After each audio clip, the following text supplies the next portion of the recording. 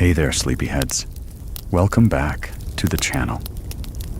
Before we drift into tonight's tale of a peaceful night at mystic ruins, I'd love to know, where in the world are you watching from tonight? And what time is it for you right now? Drop it in the comments below. It's always magical seeing how far and wide this sleepy little community reaches. All right, lights low, blankets up.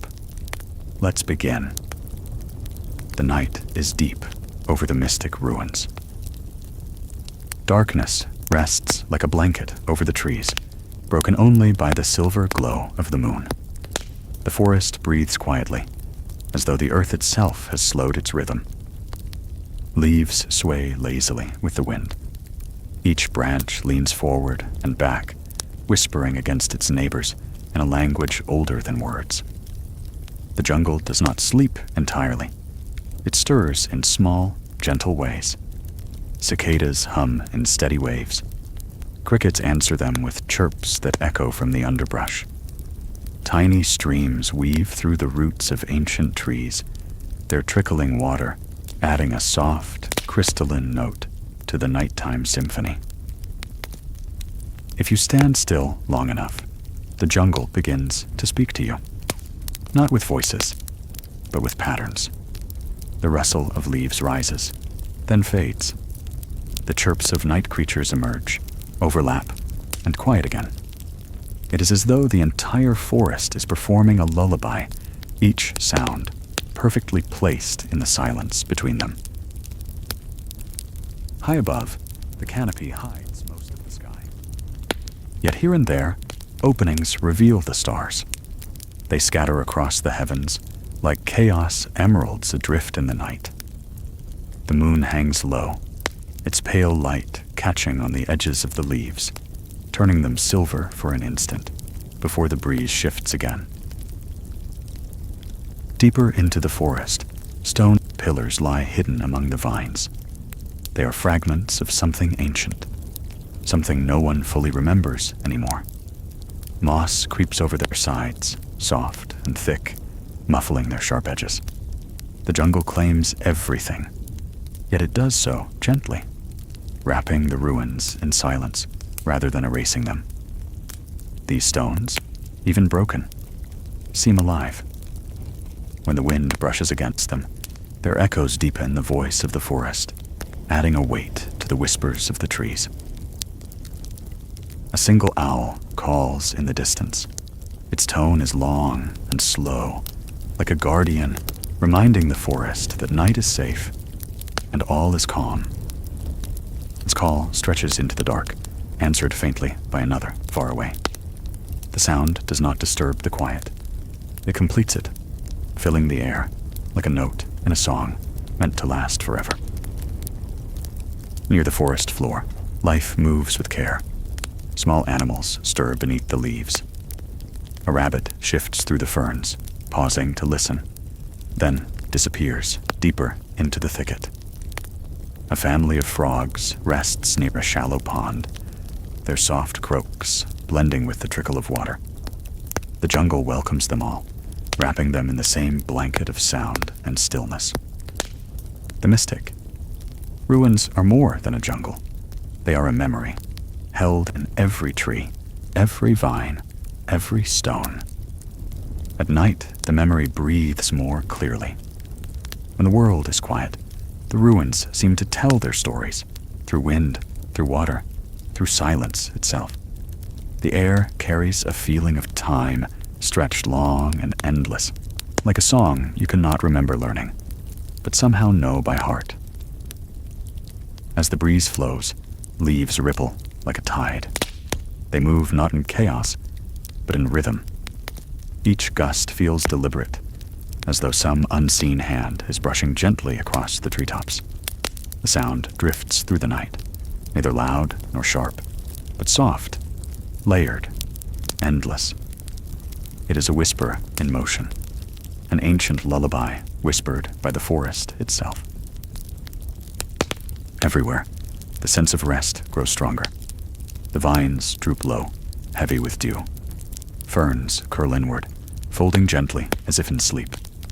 Even the great trees lean toward the earth, as if bowing their heads in reverence to the night. Nothing here resists the rhythm. Everything surrenders to it. The jungle teaches you how to be still, how to breathe slowly, how to let go. Somewhere, far in the depths of the forest, faint lights begin to glow. At first, they are only specks, flickering and vanishing. Then, as the minutes pass, they gather, fireflies, drifting lazily through the dark. Their glow is not strong, but soft and golden, like stars moving closer to the earth. They weave through the vines, hover over the water, and scatter around the mossy stones. Each pulse of light is slow, like the beating of a calm heart. Together, they turn the ruins into a dreamscape, half shadow, half starry glow. As the night deepens, so too does the soundscape. The chorus of insects grows steadier. The waterfall, faint in the distance, sends a low, constant rumble through the air. The wind weaves these sounds together, carrying them like threads in a single tapestry. The forest no longer feels like a place of many voices, but like one presence, vast and patient, humming in harmony. Walking here, you would feel no need to speak. Words would only break the quiet. Instead, every step is soft, every breath slow. The forest itself does the speaking, and all you need to do is listen. The ground beneath is soft with fallen leaves, their edges damp with night dew. Each step muffles into silence, as though the forest prefers to keep you hidden, part of its dreaming. Above the trees, the stars shift slowly across the sky. Time moves differently here. Hours feel like minutes, and minutes feel like drifting forever. The mystic ruins do not measure time the way clocks do. They breathe in cycles of silence, rhythm, and sleep. Every now and then, the forest reminds you of its depth. A branch snaps far in the distance, echoing louder than it should. A gust of wind bends the treetops, carrying a new pattern of whispers across the night. The ruins respond with their own low hum, as if the stones themselves remember, and sigh. These are not interruptions, but reminders. The night is alive, and every sound has its place. Closer to the heart of the ruins, the air feels different, cooler, quieter, heavier with history. The jungle still hums, but here the sound is slower, drawn out, echoing longer between the stones. The silence stretches between each call of an owl, between each rustle of leaves. This is where the forest's whispers become almost words, where the ruins themselves feel like they are dreaming. The more you listen, the more the night becomes a story without edges, a rhythm without beginning or end. The whispering jungle speaks in endless loops. The crickets sing, the wind replies, the stones sigh, and then all fades back into stillness. It is a cycle as natural as breathing, and to rest within it is to drift into the same rhythm, slow, steady, eternal.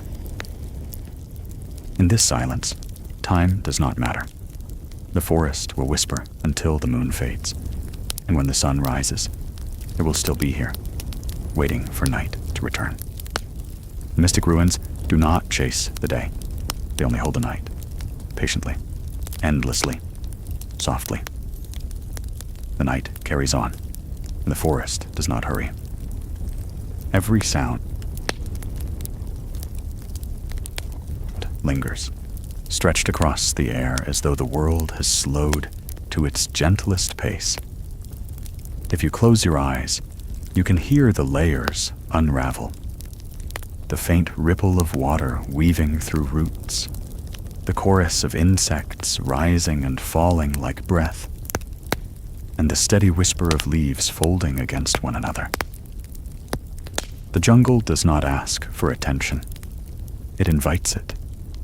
Even the smallest sounds feel significant here, yet they are never sharp. The distant crack of a twig, softened by moss. A low croak from a pond, swallowed by the rustle of branches. Everything is muted, rounded, like edges smoothed over by time. A calm warmth hangs in the air, though the ground beneath feels cool and damp. Dew clings to every leaf, every vine, every blade of grass reflecting the moonlight in tiny fragments. It looks as though the stars have fallen into the forest, scattering themselves across the undergrowth. The jungle becomes a mirror of the sky above, glowing faintly in the silver dark. Somewhere higher in the trees, a family of birds stirs, shifting quietly in their nests. Their feathers rustle, but they do not sing. Night keeps them silent, and the forest cradles them into stillness again. It is not sleep alone. It is trust. Trust in the jungle, in the rhythm, in the quiet that never breaks. Farther away, the great waterfall continues its endless descent. Though hidden behind the trees, its voice never stops carrying. It is a deep, constant murmur, like the steady pulse of the earth. The forest breathes around it, timing itself with that flow, and the ruins stand like silent listeners to its rhythm. Even the smallest stone feels connected to that sound, as though the entire jungle takes comfort in the waterfall's endless song. As you move deeper, the trees grow taller, their trunks wider, their roots more tangled. Some of them are so large, it takes minutes to walk around their bases. Their bark is dark and rough, carved with lines that look almost like runes. These trees have seen ages pass. They stand not just as living things, but as monuments. At night, they feel less like plants and more like guardians. Their shadows stretch long, watching, but never threatening. The forest does not frighten. It soothes, even in its immensity. The ruins themselves are scattered across this great jungle. Some rise proudly above the treetops, their broken towers outlined against the moon. Others crouch low, half swallowed by moss, forgotten but not gone. Each ruin breathes with its own silence. Some echo faintly with the sound of water dripping. Others seem to hum faintly when the wind pushes through their cracks. Together, they form a chorus of stone, a presence that grounds the forest's whispers. Near one of these mossy altars, the fireflies gather again. Their lights flicker slowly, never sharp, always pulsing with a steady rhythm. They drift over the carvings, their golden glow sliding across lines etched into the stone. For a moment, the markings seem alive, glowing faintly as if answering the light. Perhaps it is only the trick of the fireflies. Perhaps it is the ruins remembering themselves. Either way, the jungle accepts the illusion without question. Not all movement here is small. In the distance, branches bend under the weight of something heavier. Perhaps a deer, moving carefully through the thicket. Perhaps something older, slower, a creature that lives only in the hidden places of this jungle. Whatever it is, it moves with patience, never hurrying, never startling. Even the largest of movements here flows into the rhythm of stillness. The jungle itself seems to breathe. The wind pushes softly through the canopy, then stills. It returns again, stronger this time, bending the treetops until they sway like waves in an ocean. Then silence follows once more, as though the forest has exhaled and rests. This breathing is not rushed. It stretches endlessly, calming every sound, every thought. Insects continue their steady patterns. A cricket sings, pauses, sings again. Another answers from the opposite side of the forest, their calls bouncing through the darkness like soft chimes. Frogs keep their low chorus near the water. Even the tiny drip of dew, falling from leaf to leaf, adds its own sound. Every note belongs, woven into a song too vast to be written, too old to be forgotten. The deeper the night grows, the heavier the silence becomes. Not in weight, but in depth. The quiet is not empty. It is full, layered with sound, so soft and steady that it becomes its own kind of silence.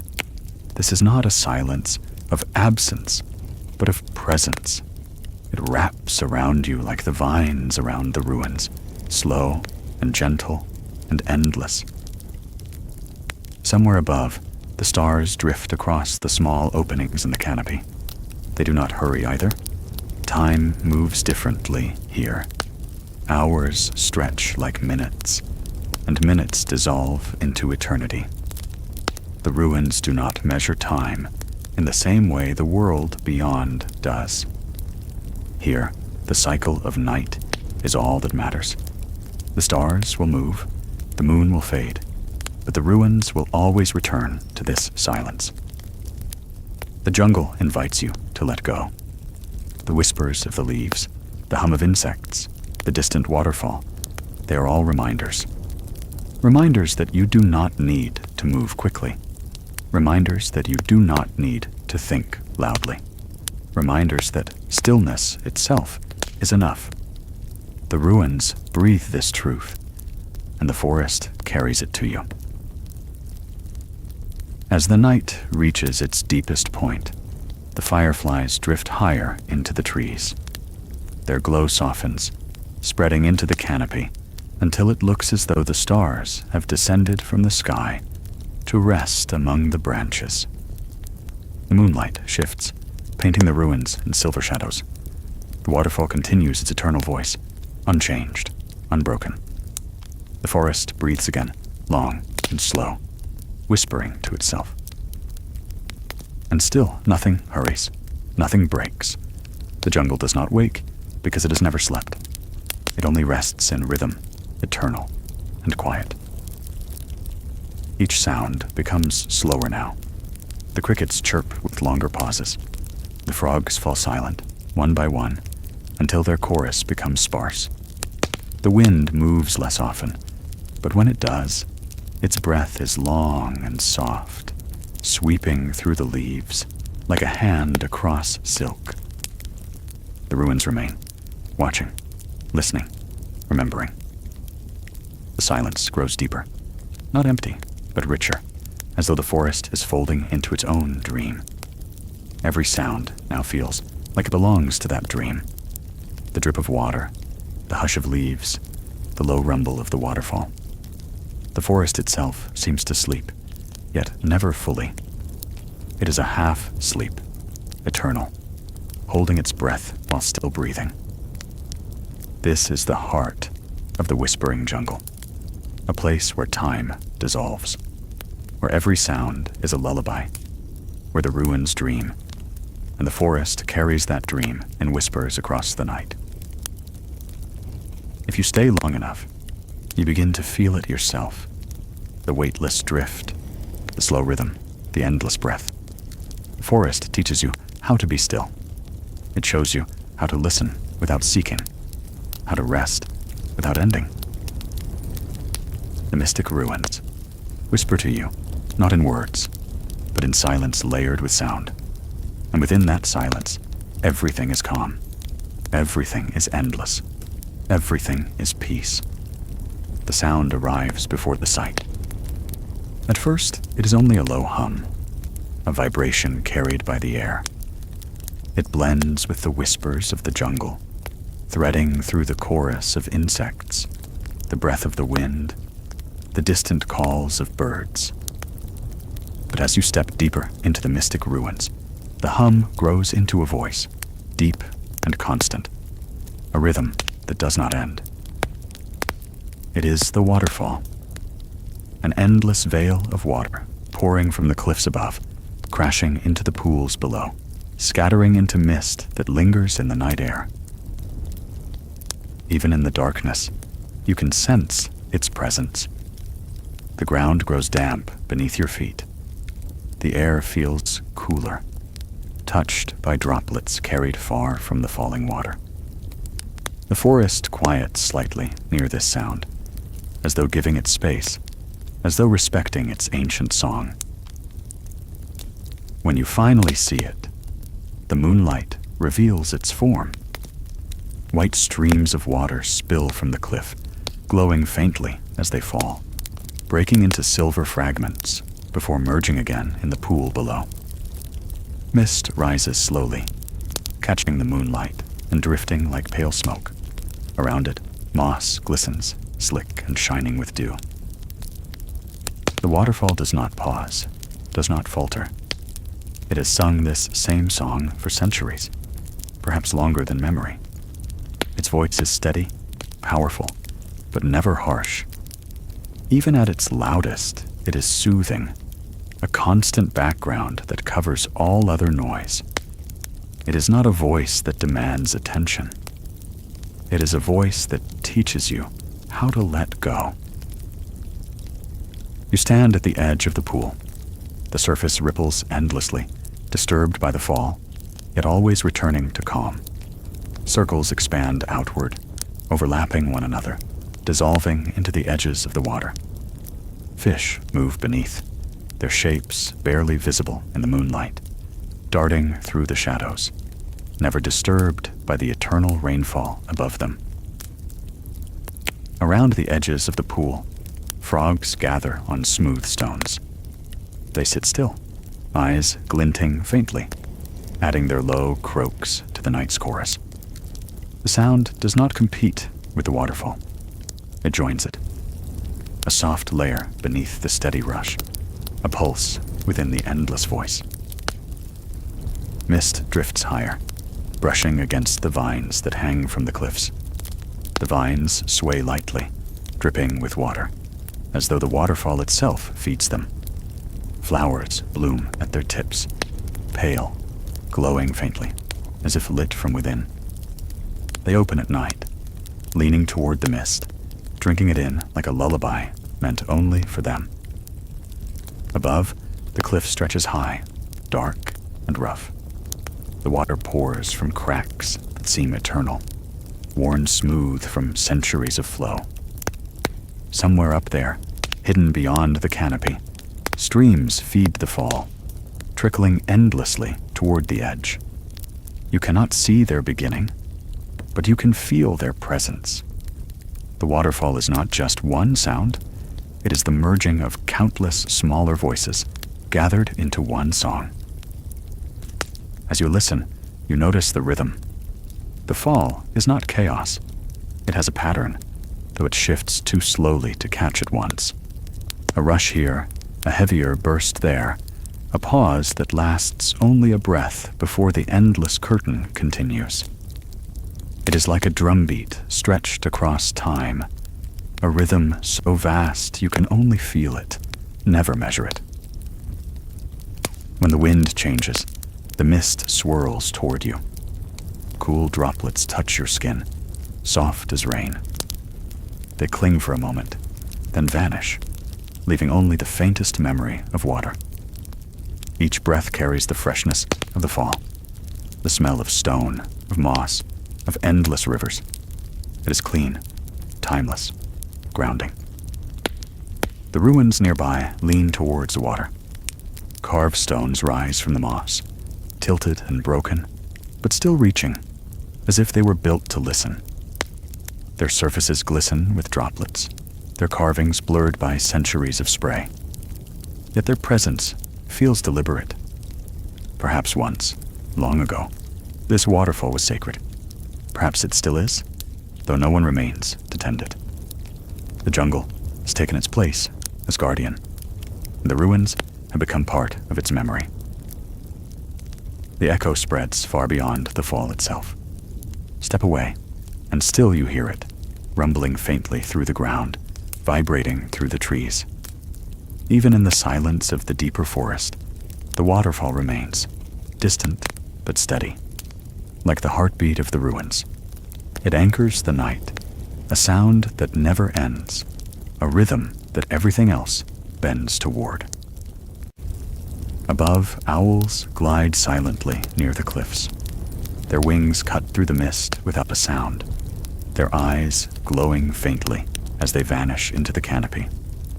Below, insects hover near the edges of the water, their wings catching droplets of mist before they vanish into the dark. Fireflies appear here too, their soft glow reflecting in the ripples of the pool.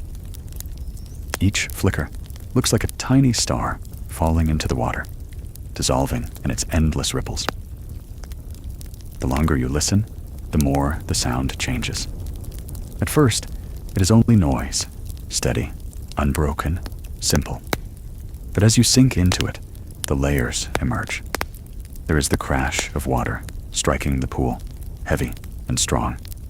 There is the hiss of mist rising, soft and light. There is the faint echo of droplets striking stone, sharp but distant.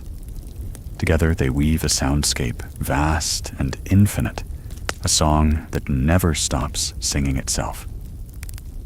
The jungle has its whispers, but the waterfall has its voice. Together, they do not clash. They harmonize. The crickets chirp in the spaces between the rush.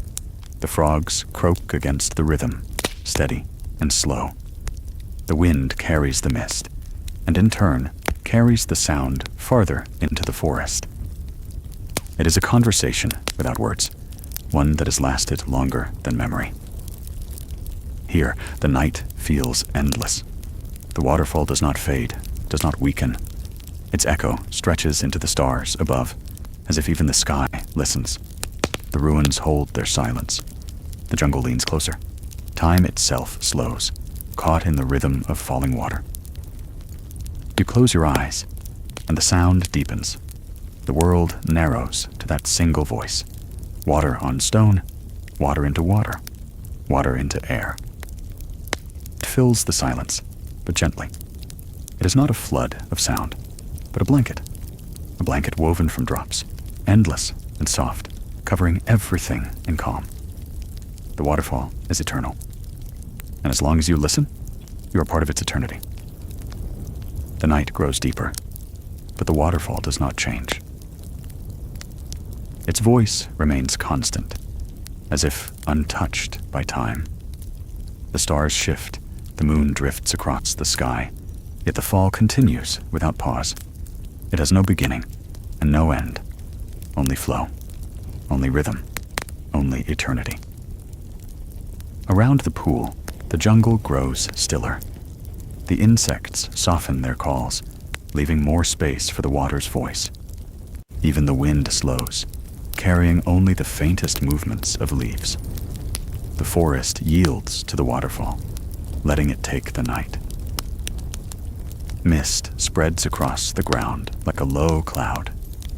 It drifts between the roots, clings to the moss, swirls around the stones. In the moonlight, it glows faintly, giving the ruins a dreamlike aura. The jungle looks less like a place of earth and stone, and more like a vision, half real, half illusion. You walk through it as though through a dream, where everything feels both present and untouchable. The stones closest to the pool hum with moisture. Droplets gather and fall, striking the surface with tiny ripples. Each drop is swallowed instantly, yet each has its own sound, its own place in the rhythm. Some fall fast, in quick succession. Others wait longer, then release with a slow note that vanishes into the roar. These small details turn the waterfall into a symphony, loud and soft, heavy and delicate, endless in its variety, yet unified in its flow.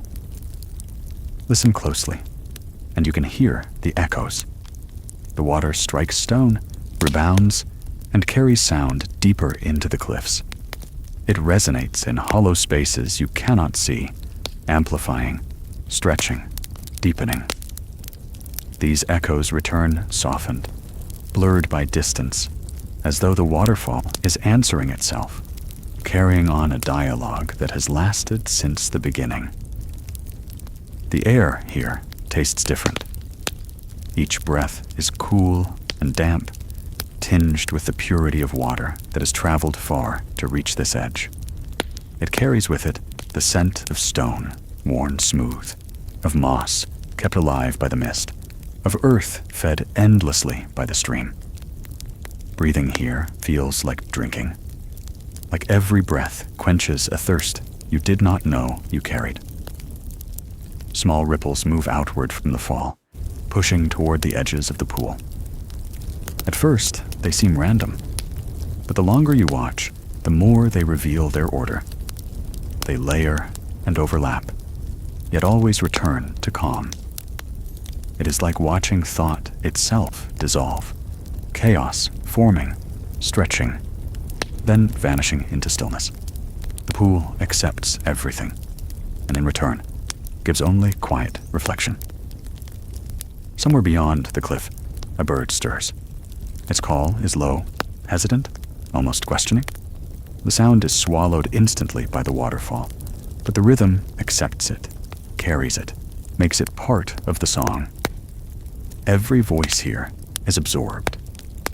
Nothing is lost. Closer to the base, the water glows faintly with reflected light. The moon catches the falling streams, splitting them into silver strands, each one sparkling before vanishing into the pool.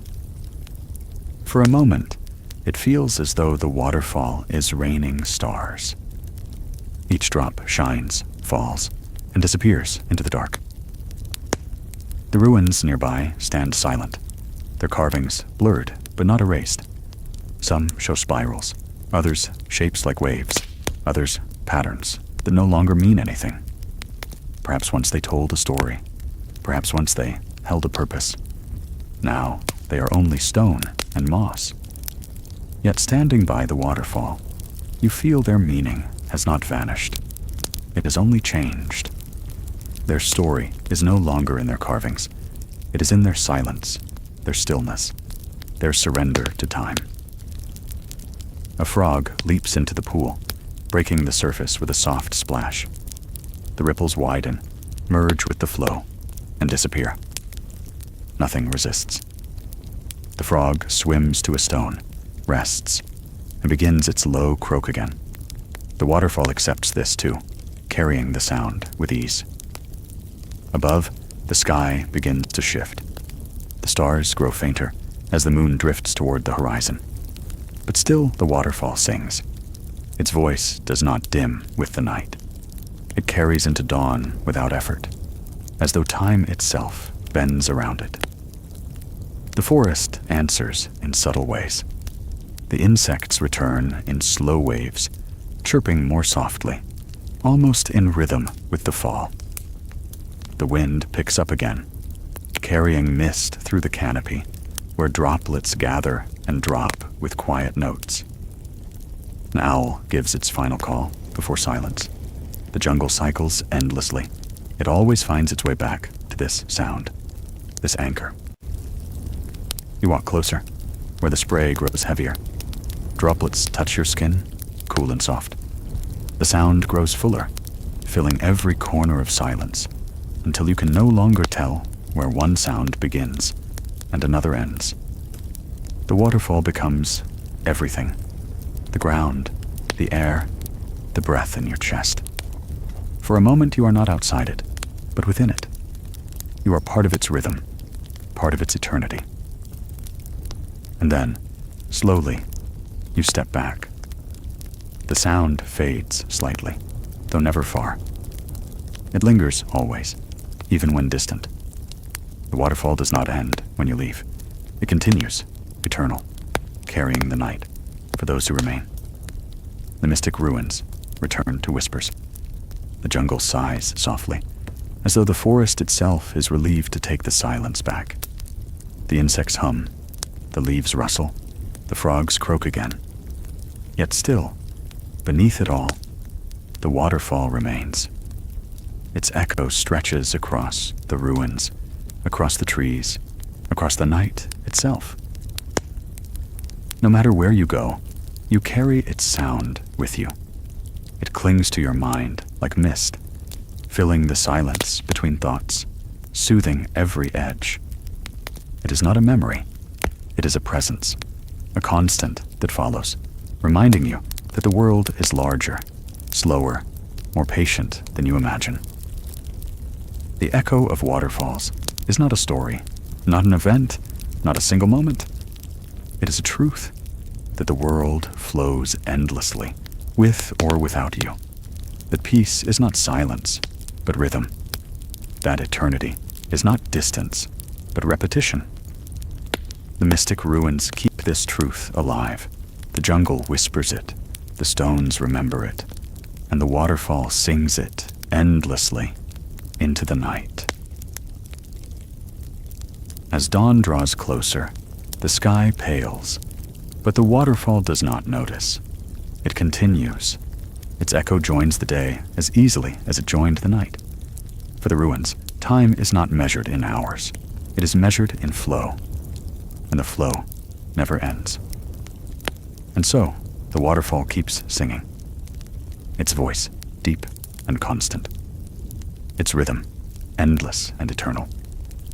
Its echo, carried forever across the mystic ruins. The longer you remain beside the pool, the more the waterfall begins to change. Not in its sound, but in how you hear it. At first, it seemed loud, overwhelming, like a storm caught in one place. But as minutes stretch into something softer, the roar begins to melt. What once sounded like countless crashing waves now feels like a single voice, wide and deep, speaking in tones too old to need words. Your breathing finds its rhythm within that voice. Inhale with the rise of the fall. Exhale with the sweep of its descent. The more you listen, the more it feels as though your body is sinking with the water's eternal flow. Time slips away.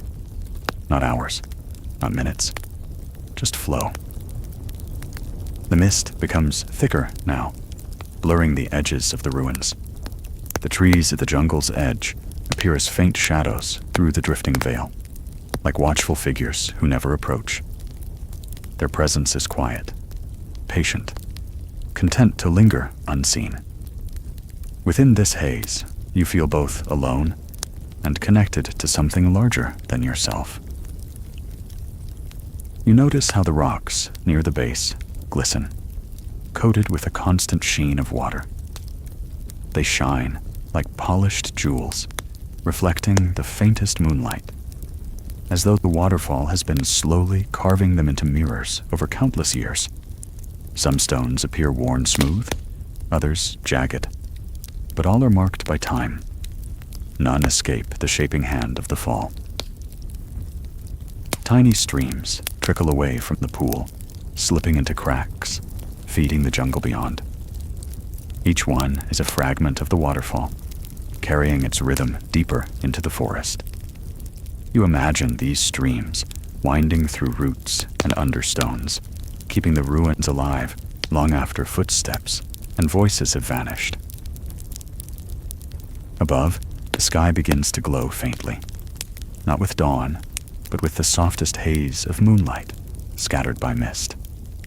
The stars blur, their sharp edges fading, leaving only faint points of silver. It feels as though the sky itself is melting into the waterfall, drawn into its endless descent. A bat flutters past, its wings quick, almost silent, except for the faintest ripple of air.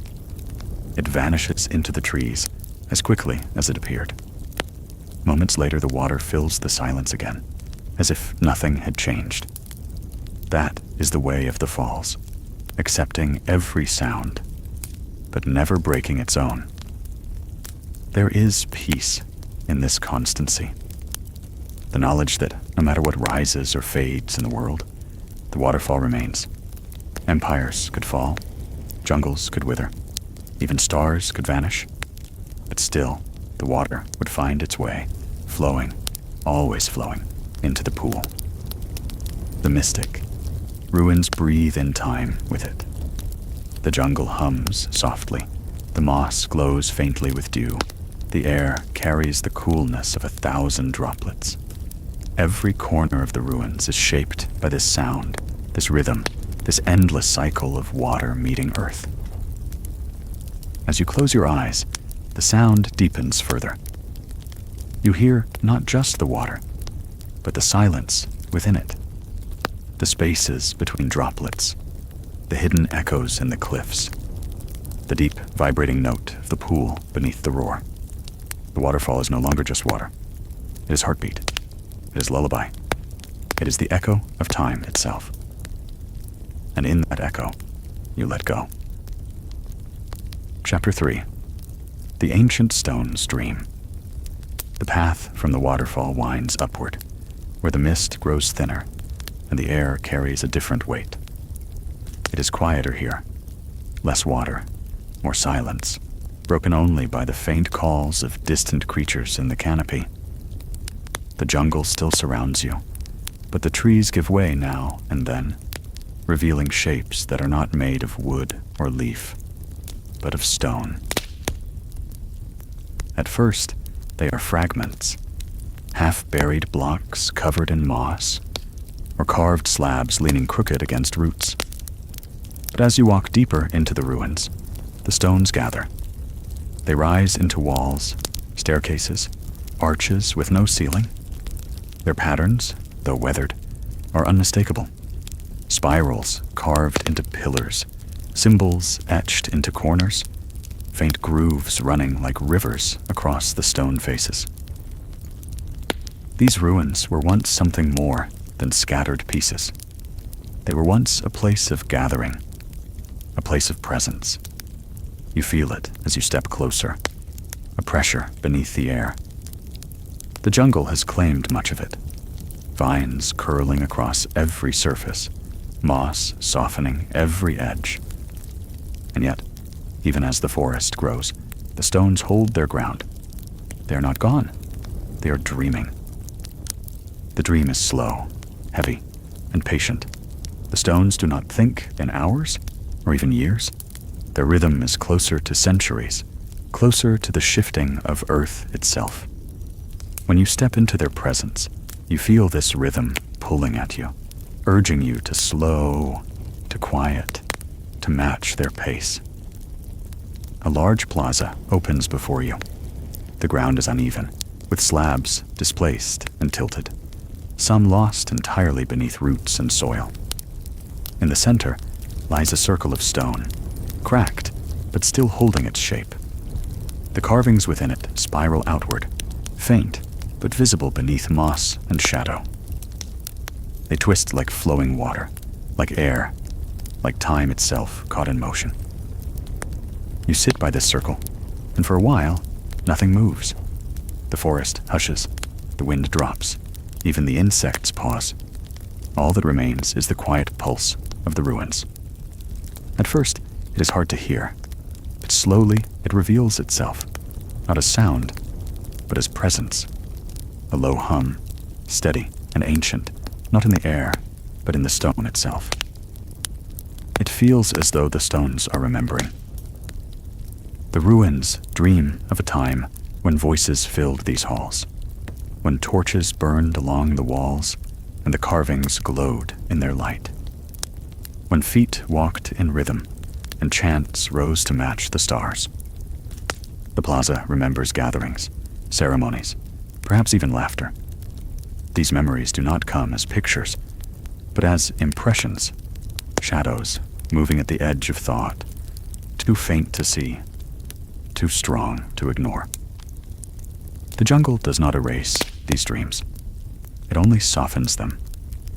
The vines drape across the walls like curtains, as though protecting the stones from waking too suddenly. Moss fills the cracks like a blanket, keeping the memory intact beneath. The forest is not a destroyer. It is a caretaker, letting the stones rest in peace.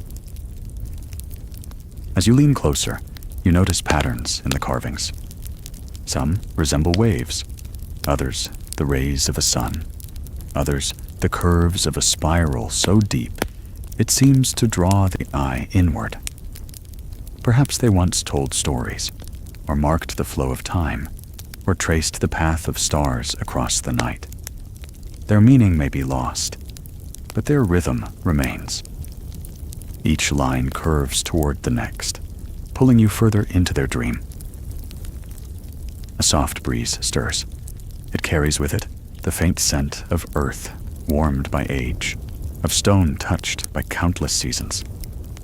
The wind moves through the plaza like a whisper, brushing against the carvings, almost like breath on a sleeping face.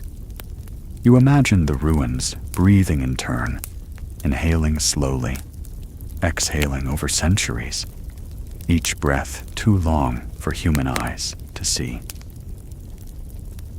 The longer you sit, the more you begin to feel part of their rhythm. The rushing world outside, the waterfall, the insects, even the shifting canopy, feels distant now, as though you have stepped into a slower current. Here, time does not push. It waits. It watches. It carries dreams that stretch far beyond a single night. A frog croaks from the edge of the plaza, its voice echoing lightly against the stone. The sound bounces and returns softer, as though absorbed into the dream itself. Soon another frog answers, then another, until a low chorus fills the ruins. Their rhythm matches the pulse of the stone, as if even the smallest creatures fall into its dream. In the corner of the plaza, a pillar still stands. Its top is broken, its surface worn, but one carving remains clear. A spiral within a spiral, layered endlessly inward. When you stare at it, you feel the pull of something vast, like water circling a drain, or stars orbiting unseen gravity. It does not tell you where it leads, only that it leads somewhere deeper than sight. And you wonder, are the stones still dreaming of their past? Or are they dreaming of something yet to come? The jungle does not answer. It sways softly, its leaves trembling in the faint breeze, its shadows thick and unmoving. The ruins keep their silence, but their silence is not empty. It is full of echoes, full of rhythms, full of memories too vast to name. You remain seated by the circle, the hum of the stones beneath you, the chorus of frogs above, the whisper of wind weaving through the carvings. Slowly, your thoughts quiet. You no longer try to understand what the ruins remember. You no longer try to imagine their meaning. You simply listen, and the stones dream through you. The ancient stones dream. The plaza stretches outward like an island, stone rising from soil, defying the forest's claim. Yet, it does not resist. It coexists. Roots slide down into cracks, holding the broken walls together. Vines drape like flowing curtains, softening jagged edges. The forest has not erased the ruins. It has given them a new body, one built from both stone and leaf. Everywhere you look, the past and present rest side by side. A staircase carved long ago is half swallowed by roots, yet still climbable. A pillar lies on its side, etched with faint lines of spirals, now covered with moss, so thick it glows in the moonlight. The carvings are no longer sharp, but they are alive in a different way. They are softened, dreamlike, blending into the jungle's rhythm. As you wander further, you notice the stillness is not empty. There is a quiet resonance beneath every step, as though each stone remembers your footfall, carrying it deeper into the earth. Sometimes you hear echoes that are not yours, faint steps from nowhere, imagined voices drifting on the breeze. They vanish when you turn, leaving only silence. But the feeling lingers. The stones hold their dream, and sometimes they let you glimpse fragments of it. You pause before an archway. Its top has collapsed, leaving only two leaning pillars, their carvings blurred but still intact. The shapes resemble waves, meeting, curving into one another and endlessly folding. As you step through the arch, you feel a subtle change in the air, as if crossing from one dream into another.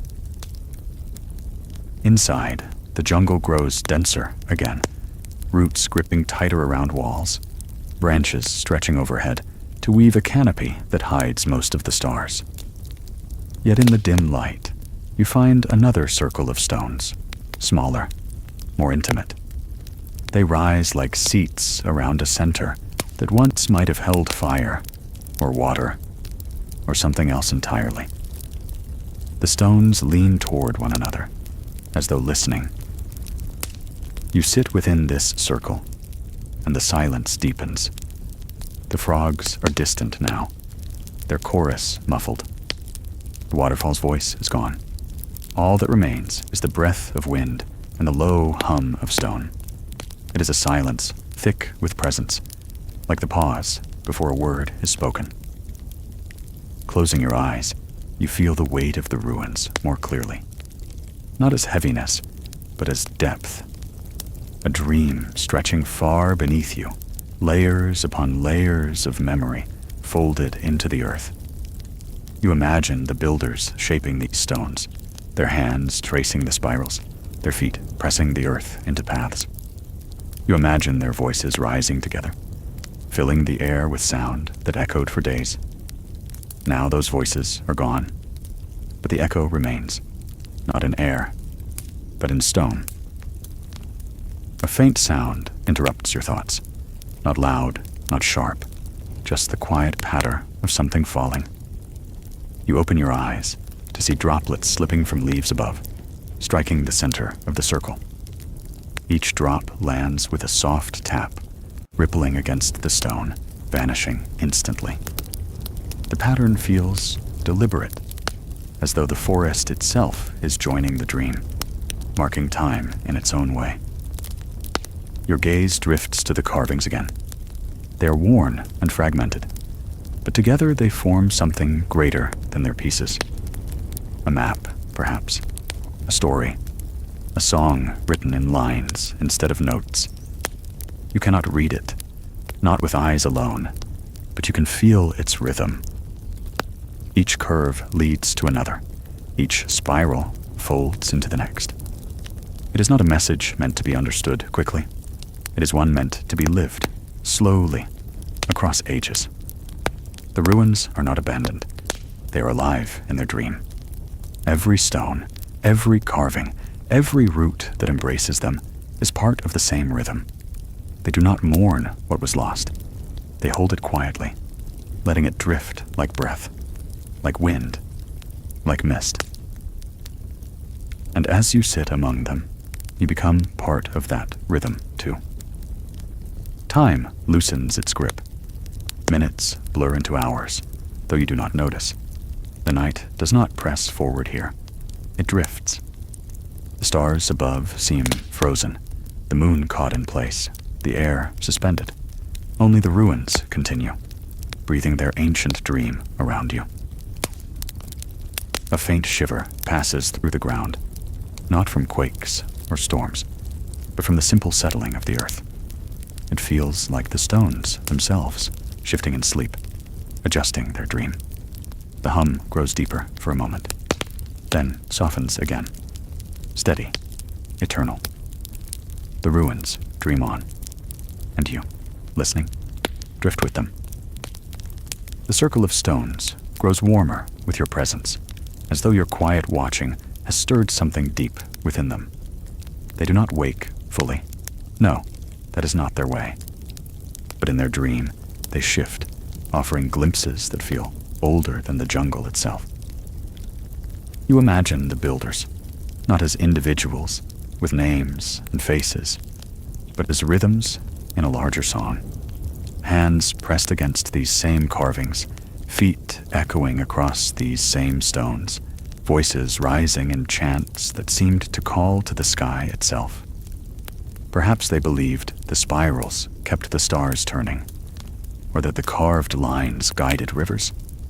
Perhaps they simply marked their time here, leaving traces for the future to feel. Whatever the truth, the stones remember more than you ever could. The jungle hums faintly outside, but here within the circle, the sound feels distant, softened as if wrapped in layers of dream. It is not silence you sit in. It is a sound so vast, so steady, that your ears stop noticing. The hum of stone, the breath of earth, the whisper of memory, too slow to hear. You trace one of the spirals with your hand. The moss beneath your fingers is cool, soft, damp from mist. But beneath the moss is the groove carved ages ago, still firm, still present. The stone holds both ages at once, the living green of now and the etched mark of then. One never erased the other. They became the same. A faint glow catches your eye. It is not fire, not lightning, not anything harsh. Only the moonlight slipping between leaves, reflected by dew caught in carvings. For a moment, the spiral shines as though alive, its curves glowing faintly like veins of silver. The glow is subtle, fleeting, yet it deepens the sense that the stones are not only dreaming, but breathing, pulsing with a rhythm you can almost see. You lean back, resting against one of the leaning pillars. It is rough with age, but steady beneath you, as though no time could move it from its place. The pillar feels patient, eternal, as if it has been waiting not just for you, but for anyone who would pause long enough to listen. Above, the stars finally shift. The night is growing older, though you feel no rush, no urgency. The ruins do not measure time in hours. They measure it in seasons, in centuries, in the slow turn of stars across the heavens. One night is only a breath, a blink. Somewhere in the canopy, an owl calls, its voice low, echoing across the plaza. The sound lingers for a long while before dissolving into the hum of the ruins. Another call answers, softer, from deeper in the forest. Then silence again. Even the animals here seem to recognize the rhythm of the stones, speaking only when the dream allows. Your eyes drift closed. In that darkness, the ruins feel even larger. You sense the weight of them, not as shapes of stone, but as vast memories stretching in all directions. They dream of rivers carving new paths, of forests rising and falling, of skies that once held different stars. They dream of people who are gone and of those not yet born. Their dream stretches endlessly, folding you within it. A breeze stirs again. It carries with it the scent of rain, though no clouds are visible. Perhaps far away, the jungle drinks from another storm. Here, the breeze slides across the stones, through the spirals, across your skin. It feels like a whisper, soft, almost human, yet ancient, older than words. The ruins do not speak in language. They speak in presence, in patience, in a dream that moves slower than thought. And in that slowness, there is peace. Time drifts. Your breathing slows. The dream of the stones holds you, not as a guest, but as part of itself. The jungle continues beyond. The waterfall still roars somewhere in the distance, but here within the circle, all is suspended. The stones dream, and through them, you dream too. And though dawn will come, though the jungle will wake, though the world will move again, the ruins will remain. They will keep dreaming, as they always have. Their spirals will hold the memory of tonight, folding it into their endless rhythm, carrying it forward into ages you will never see. The ancient stones dream. And within that dream, peace endures, steady and eternal, The forest around them begins to change. The air grows thicker with scent, richer with sound. What was once still now trembles softly, as though the night itself is waking. For in the mystic ruins, the silence never lasts forever. The creatures of the night always return, drawn by the rhythm of the jungle. At first, it begins with the smallest of sounds. The hum of insects rises, tentative, as if testing the edges of the silence left by the waterfall and the stones. A faint chorus begins in the grass, tiny legs rubbing together, thin wings trembling in the dark. Their song is not loud, but constant, threading itself between the ancient walls like a silver thread of sound. Soon, the frogs answer. Their calls come in intervals, low, round notes that echo in the humid air. One croaks, then another replies, then another, until the ruins seem filled with soft, pulsing voices. They rise and fall together, never in perfect unison, but always in harmony. It is less like music and more like breathing, the sound of the forest itself, inhaling and exhaling. Above, the first bats flicker across the starlight.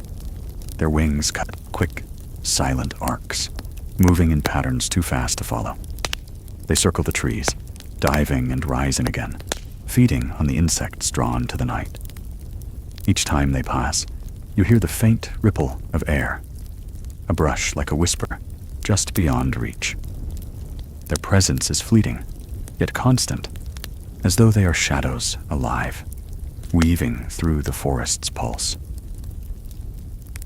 Deeper in the trees, the leaves rustle with heavier movement. A family of creatures stirs, small mammals slipping out from burrows, climbing the roots, searching the undergrowth. They do not rush. Their pace is patient, practiced, guided by instinct older than the ruins themselves. Their tiny claws click faintly against bark. Their soft bodies wrestle against leaves. To the ruins, these sounds are familiar, a nightly chorus, as old as the stones. The air itself grows alive. The stillness that pressed heavy moments ago now feels textured, full, almost vibrating with the countless voices of the night. None of them loud, none of them forceful. They weave together, each small note adding to the whole, until the forest hums like an unseen orchestra, steady and endless. In this rhythm, the ruins remain unmoved. The stones do not resist the forest's song. They absorb it, becoming a stage where every voice belongs. The frog's croaks bounce off the walls. The bat's wings cut across the arches. The insect's hum fills the cracks between carvings. The stones dream, and the night creatures give that dream its soundtrack. A soft glow appears at the edge of the plaza. Not fire, not moonlight, something gentler. Fireflies drift into the ruins, their bodies pulsing with faint gold. They float like sparks from an unseen flame, rising and falling with no hurry. Their light gathers near the carvings, settling into grooves, tracing lines once etched by hands long gone. For a moment, the spirals glow, alive with soft firelight that moves like breath. The fireflies do not stay in one place. They wander, lighting paths between roots and stones, lifting into branches, disappearing into shadow, only to return again. Their light is fleeting, fragile, yet it gives the ruins another rhythm, pulsing, fading, returning, never still. The frogs answer with louder croaks, as though echoing the flickers of light. The bats circle lower, their wings stirring air closer to the stones. Somewhere deeper, an owl calls, its voice long and low, vibrating through the ruins. The night has gathered, and its creatures now speak freely. You notice how each sound, each movement, seems to fit together. The insects form a constant bed of hum, steady and unbroken, The frogs add depth, their voices rising in intervals, round and resonant. The bats weave silence and whisper through the air, unpredictable, yet rhythmic. The owl carries the voice of distance, stretching across the ruins. And the fireflies give their silent light, glowing in time with no sound at all. The ruins do not chase them away. They do not hold to their own silence. They allow the night creatures to fill them, to bring their dream into the present. It feels less like ruins, and more like a gathering place once again. Not of people, but of life itself. The breeze shifts, and with it comes the scent of damp earth stirred by small paws. A rustle moves through the undergrowth, heavier than frogs, quicker than lizards. Perhaps foxes, perhaps other hidden animals of the jungle, emerging to feed under the safety of night.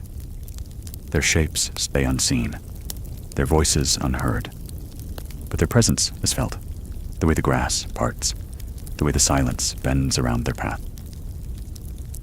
The air is thick with the pulse of countless beings, all alive, all moving, all part of the same rhythm. It is not chaotic. It is layered, intricate, like the carvings on the stones. Each note, each step, each flicker of light folds into another, until the ruins themselves seem to breathe with the forest. A bat swoops low across the circle where you sit, and for an instant, you hear the faintest squeak, a sound so high, so delicate, you almost miss it. It vanishes before your ear can hold it, swallowed by the night. Yet it lingers in the air, a thread too fine to see. The bat circles again, and another answers with its own invisible sound, a dialogue beyond human hearing. The ruins accept it, just as they accept every other note. The fireflies gather more thickly now, drifting toward a fallen pillar. They cluster around its carvings, their light flowing like water along the lines. In their glow, the spirals appear to move, shifting like ripples on a pond. The ruins seem awake for a moment, their dreams spilling into sight, alive with fire and breath. Then the light scatters, and the carvings return to stillness, only stone again. The frogs grow louder, their chorus swelling until it fills the entire plaza. Some voices are deep, some sharp, some soft, but together they rise like a tide.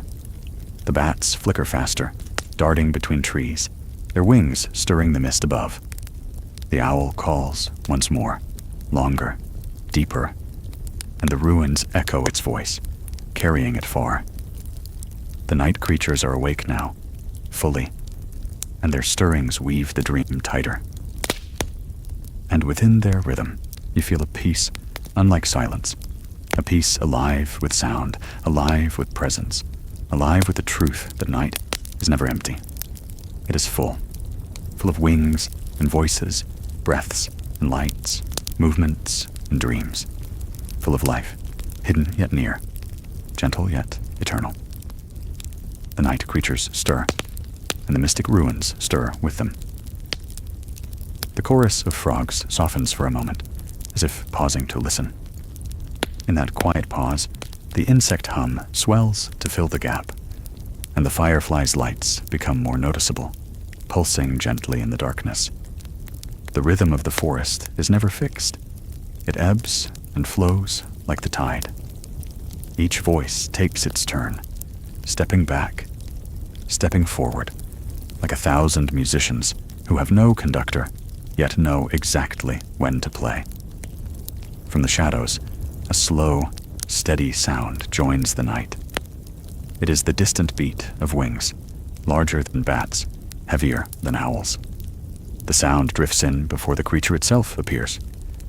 Out of the trees, a moth glides, vast and pale, its wings wide as open hands. It does not dart or swoop like the bats. Instead, it drifts in slow arcs, catching the faint light of the stars and glowing faintly as it moves. The moth circles above the ruins, its wings whispering like silk through the air. Each pass feels almost ritualistic, as though it traces the outlines of the plaza. The fireflies gather toward it, pulsing brighter as if in recognition.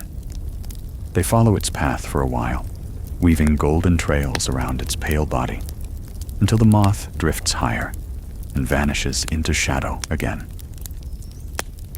Below, the small mammals continue their quiet work. You hear the faint scratching of claws against bark, the soft thump of fruit dropping from a tree. Somewhere, something rustles deeper in the brush and scampers away, quick and alert. These sounds would startle in daylight, sharp against the silence. But here, in the thickness of night, they fold into the rhythm, softened, absorbed, part of the breathing whole. The air shifts again, cooler now, as if the ruins themselves exhaled. Mist curls at the base of the stones, faint at first, then thicker.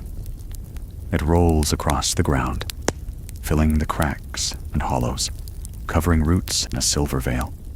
The fireflies dip into it, their lights glowing brighter in the vapor, tiny lanterns floating in low clouds.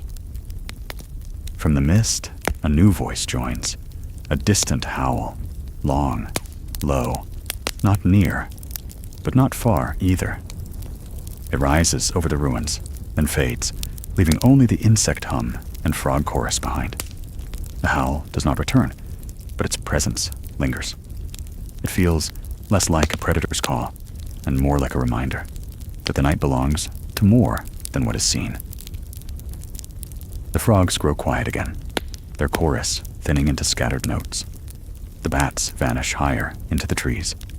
The insects hum softer, less constant.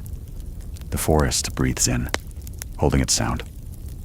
And then, in that stillness, a different noise emerges, delicate, crystalline, like tiny bells. It is the sound of dew gathering, of droplets forming on leaves and falling to stone.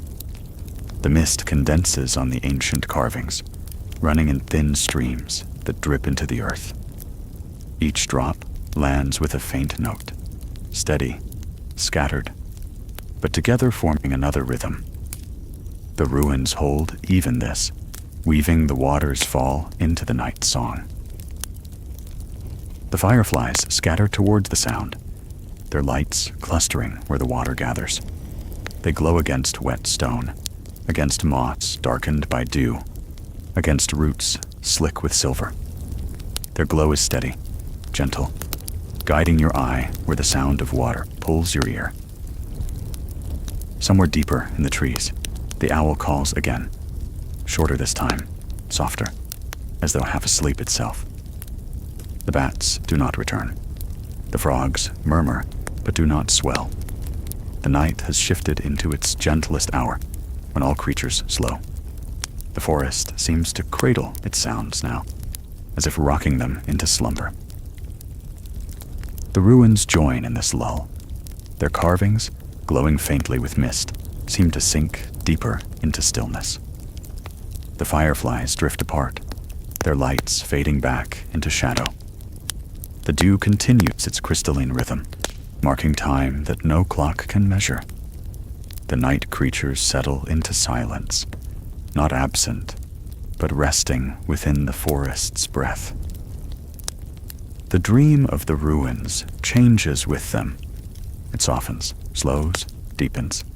The creatures stirred, filled the night with movement and voice, but now even they return to stillness. It is not the silence of emptiness. It is the silence of rest, the quiet that follows a long, living song. And in this quiet, you feel it. The night creatures are still here, hidden in branches, curled in burrows, hanging in shadows. The owl tucks its head, the bats cling to bark, the frogs sink into the damp earth. The moth rests unseen in high leaves. They are not gone. They are resting, waiting, becoming part of the forest's slower breath. the ruins dream with them. The carvings close their eyes, the stones sink into their weight. The earth beneath folds deeper into sleep. The night holds everything in its arms. Creature, stone, water, light, gathered, quiet, eternal. The mystic ruins do not resist the stir of the night creatures, nor do they resist their rest. They accept both, the waking song, the sleeping silence.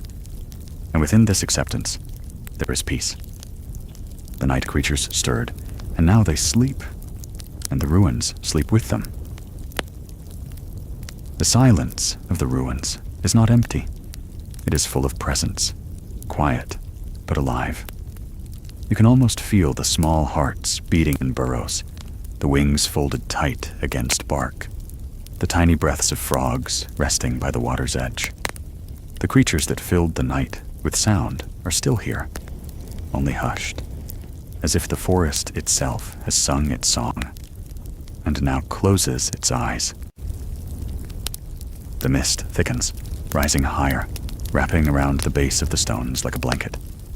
It moves slowly, drifting across the plaza, softening every edge it touches.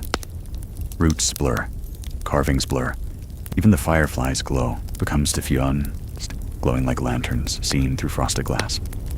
The ruins look different now, less sharp, less solid, more like a memory. The air grows cooler, carrying the faint scent of wet stone and deep earth. Each breath feels heavier, deeper, slower. Even the drip of dew quiets, each drop slower than the last, as if the night itself is falling asleep. And yet, in this quiet, the ruins still dream. It begins subtly, in the way the mist gathers at the center of the plaza. It thickens there, more than elsewhere, forming a pale veil that shifts as if with purpose. Shapes appear within it, faint, fragile, gone if you look too long. They are not creatures of flesh, nor shadows of trees. They are something else, reflections, echoes, perhaps the memory of those who once walked here. The fireflies drift closer to the shapes, circling them like stars around a faint moon. Their golden light outlines edges, a curve of a shoulder, the sweep of an arm, the faint trace of eyes half closed. For a heartbeat, it looks as if the ruins are not empty, as if the night creatures are not the only ones who stir here. But the shapes never solidify. They rise, shift, and fade, dissolving back into mist as quickly as they appeared. Perhaps it is only the play of light, or perhaps the dream of the stones drifting upward. Whatever it is, it leaves no sound, no mark, only a sense that the ruins remember more than they show. The forest accepts this with ease. The frogs remain silent, the bats stay hidden, the owl does not call. The forest does not startle, does not resist. For the mystic ruins, this is natural. This is what the night brings, as it has for centuries. The mist continues its slow movement, spilling between roots, weaving through broken walls. Each shift of the air feels deliberate, like the forest breathing not just around you, but with you. The line between creature and stone, between dream and waking, feels blurred now. The ruins are not only a place, they are a rhythm, a breath, a pulse that holds all who come near. You find yourself sinking deeper into this rhythm. The weight of the air, the softness of the mist, the hum that still lingers faintly in the background. It all folds together, pressing gently on your mind. Each thought slows, like steps taken in thick fog. Each breath feels heavier, more steady. The ruins cradle you as they cradle the night creatures, holding your presence as gently as they hold the bats, the frogs, the owls, the moth. You too are part of this rhythm now. You too are a voice in the forest's dream. Somewhere far above, the stars blur behind thin clouds. Their light fades, softened by the mist, until only faint silver marks the sky. The forest grows darker, but not threateningly so. It is the darkness of rest, the kind that gathers behind closed eyes. The carvings on the stones glisten faintly with dew, their spirals shimmering as though alive. In the dim glow, they look like patterns breathing, each line expanding and contracting in rhythm with the forest sighs. Perhaps they are only wet carvings? Perhaps they are more. The ruins do not say. They only dream, and let you dream with them. The last frog croak fades into silence. The last firefly drifts into shadow. The plaza lies still, covered in mist, watched only by the ruins themselves. The night creatures have stirred, sung, wandered, and now returned to their rest. The forest holds all of them, and all of you, in the same deep sleep. The mystic ruins do not demand. They do not call. They simply remain, patient, eternal, alive with silence. They hold their dream as they always have, and they let all who enter share it, if only for a while. The night creatures stirred, and the ruins stirred with them. Now both have returned to quiet, the dream continuing beneath still branches, beneath closed wings, beneath carved stone. The forest waits for nothing. It simply breathes, and you breathe with it, slow, deep, steady. The night holds you, the ruins dream, the creatures rest, and all becomes still again. The night is heavy now, yet it does not feel oppressive.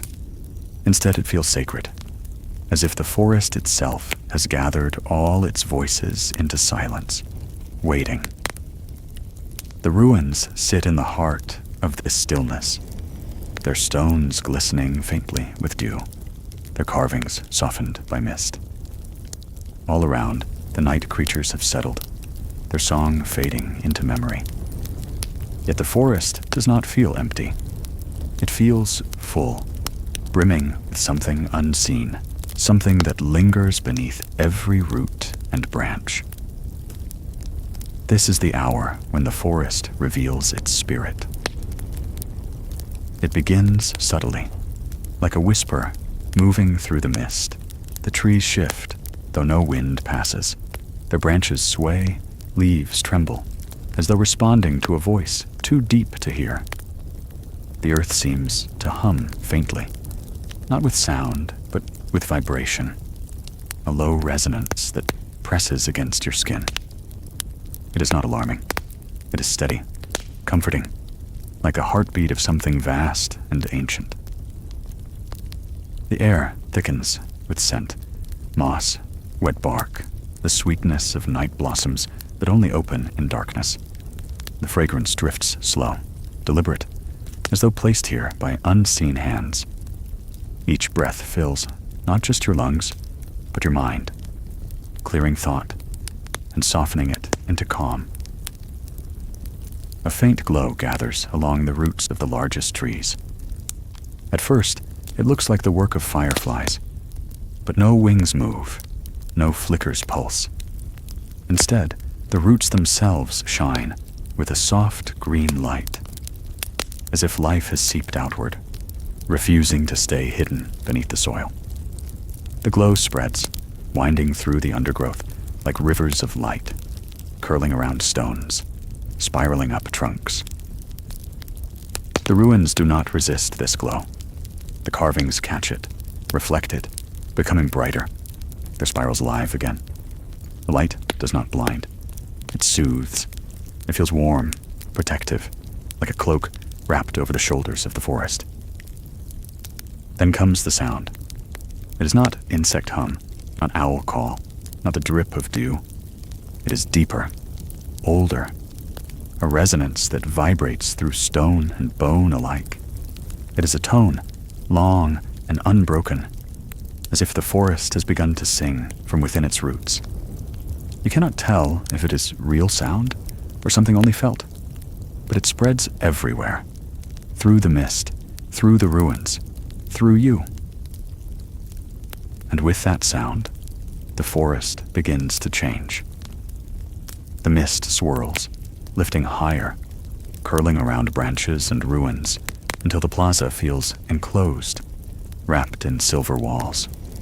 The glowing roots brighten, their light winding upward into the trees, tracing veins across bark. The branches glow faintly now, every leaf edged with a soft aura, until the forest canopy seems lit from within. At the center of the plaza, where the mist is thickest, something stirs.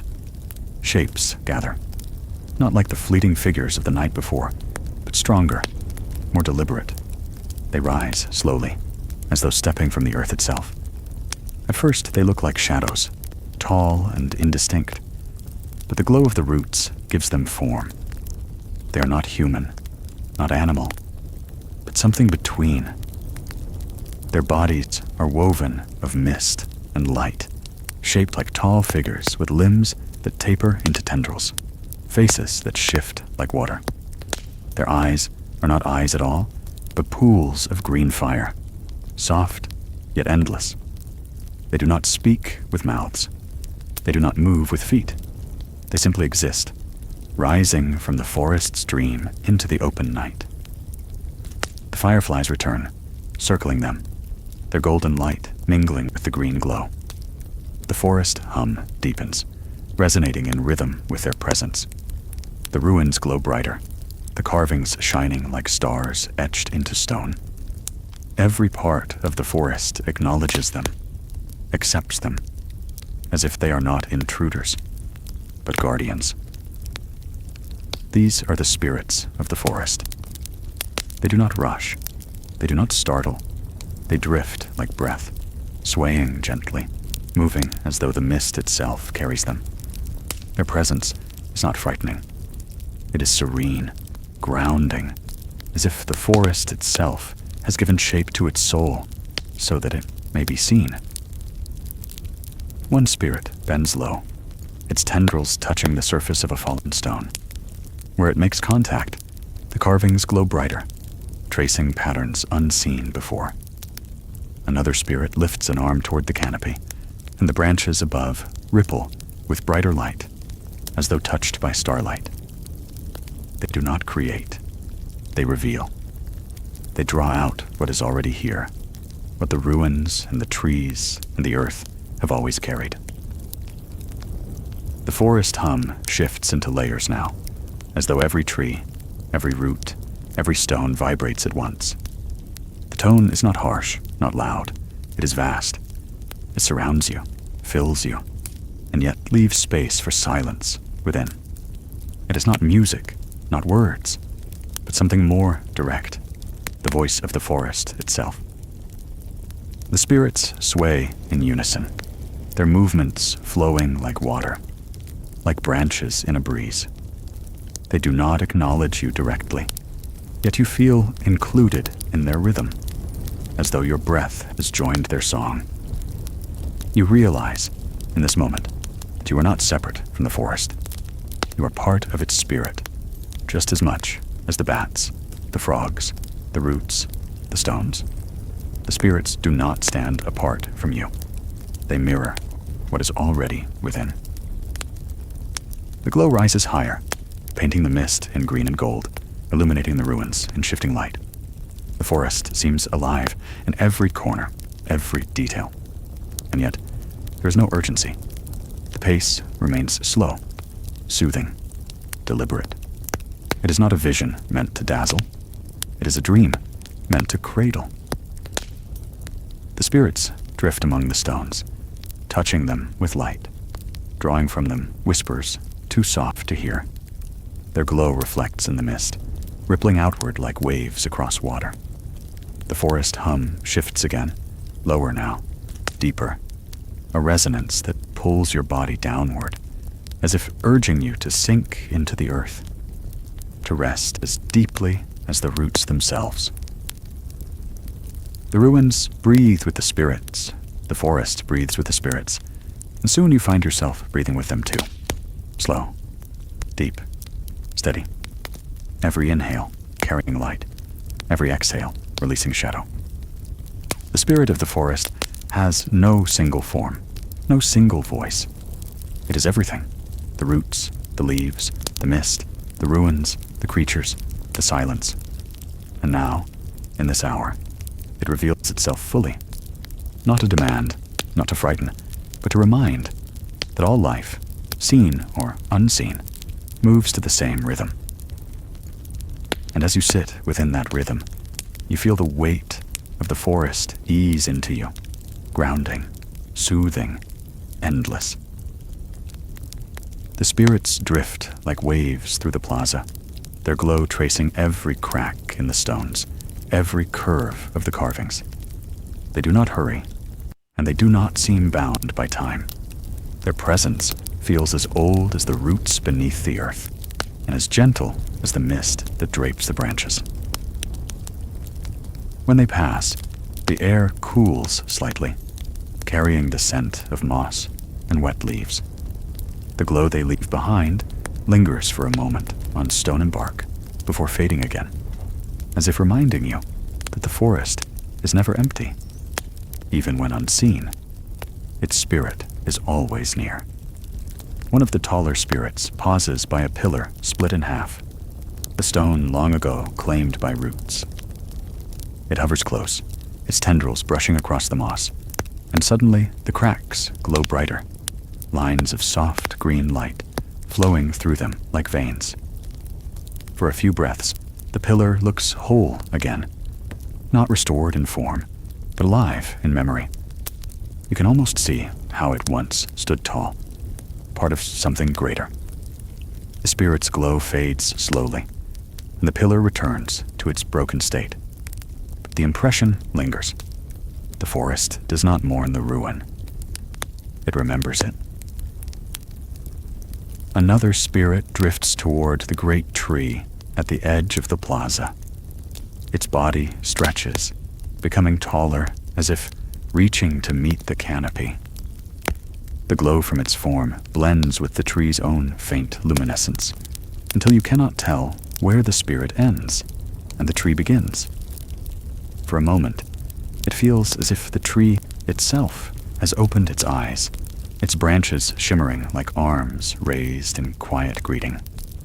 Then the light softens, and the spirit moves on, leaving the tree calm and silent once more. The mist curls tighter, wrapping around your ankles, winding up the stones, veiling the plaza in shifting silver.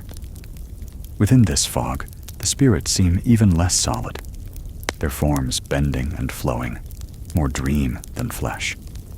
They weave in and out of sight, never vanishing completely, always present in some corner of vision or sound. Their hum blends with the low resonance of the forest until you cannot tell them apart. The carvings on the stones pulse gently in answer. Spirals brighten and fade. Lines ripple as though alive. You notice how the patterns seem to mirror the movements of the spirits. When they sway, the carvings ripple. When they touch, the carvings shine. It is as if the stones themselves are speaking back, not in words, but in rhythm. The spirits do not speak, yet you feel they are sharing something. Not commands, not warnings, but memory.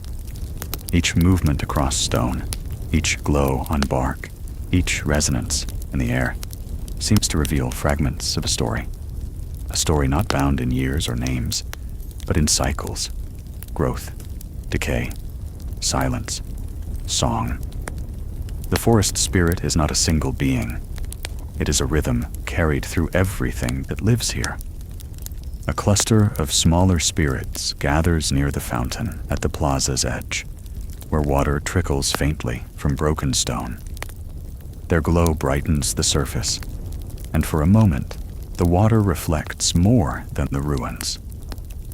You see shapes there, branches swaying, though no wind moves them, animals curled in sleep, though none are near, stars shining brighter than the sky above.